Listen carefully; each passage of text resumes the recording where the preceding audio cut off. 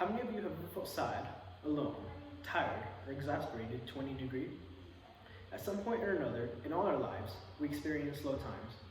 Times when happiness seems like such an unattainable thing that we may just want to give up.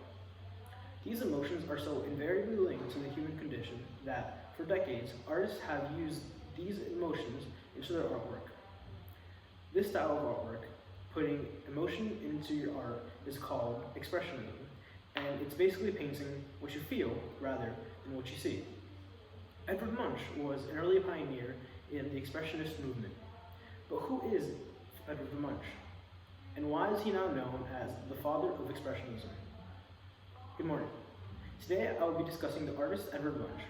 To better understand the artist Edvard Munch, first I will discuss his early life, second I will discuss his art, and last I will discuss his later life and lasting legacy. First, I'll start with his early life. Edvard Munch's early life was marked by death, tragedy, and a religiously zealous father.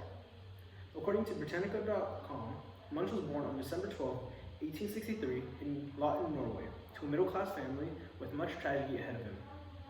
Munch's mother, unfortunately, died at the age of 5, leaving 5 children for his father to care for. Unfortunately, his eldest and closest sister would soon pass away at the age of 15, and another one of his sisters would be institutionalized for her whole life. His brother would die at the age of 30. According to SmithsonianMag.org, his own health was frail, and he often was seen spitting out blood as a child due to suffering from tuberculosis. Munch's father, a Lutheran physician, instilled into him a sense of inevitability of death due to his own fascination with death. His father would go on to pass away in 1888, leaving him alone with his sister. Now that we know tragedies Munch had to endure, let's look at his artwork and artistic career. Munch's artistic career was heavily defined by mental illness, manifesting itself into his expressionistic style.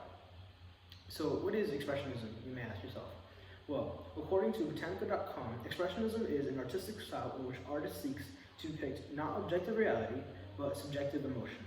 What this basically means is that you paint not what you see, but what you feel. And what he felt, Edvard Munch would often document in his own diary.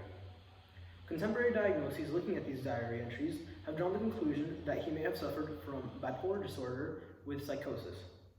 This diagnosis is supported by his documentation of audio and visual hallucinations, as well as hospitalization for self-harm and suicidal urges.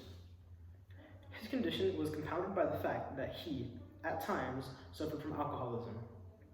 So how did Munch turn a childhood trauma and his unfortunate mental illnesses into an artistic career? Munch was an early pioneer of expressionism and used assorted lines, shapes, and figures to convey a sense of tragedy, loss, fear, and horror. Around the time that his father died, he began a series of works called The Frieze of Life.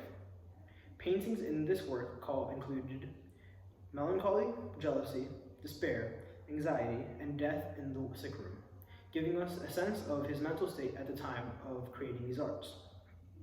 Among these paintings was a painting called The Shriek, more commonly referred to as The Scream.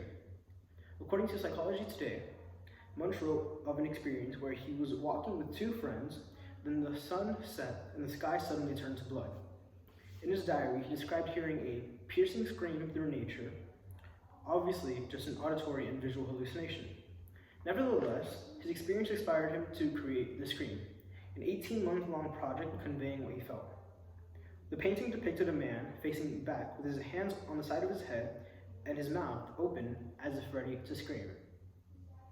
Now that we've discussed his artistic career, let's look at Munch's later life and lasting legacy. Munch's later years weren't quite as artistically inclined as earlier years. However, as is often the case in Munch's life, his later years were marred by tragedy. According to Biography.com, though Munch had many successes in his earlier years, these successes were not enough to tame his inner demons. In the 1900s, Munch's alcoholism spun out of control and suffered numerous mental breakdowns, and in 1908, with auditory visual hallucinations, he checked himself into a private institution in Norway. 1 year later, he checked himself out to continue his work. Unfortunately, however, his glory days were behind him, and he moved to Norway in isolation to continue his work. In January 23rd, 1944, at the age of 80, he passed away as a lifelong lover of painter. In 2012, his painting, The Scream, sold for $120 million at auction. Edvard Munch's early life was marked by death and tragedy, which he carried on to his adult life and art, influencing a whole new wave of art. Today, I discussed his early life, artistic career, and later years and lasting legacy. In conclusion, Munch lived a life of turmoil and hardships. Munch's life shows that no matter the tragedies that one has to endure, if one has a passion, one should completely seek it out. This has been my speech on the artist Edvard Munch. Thank you.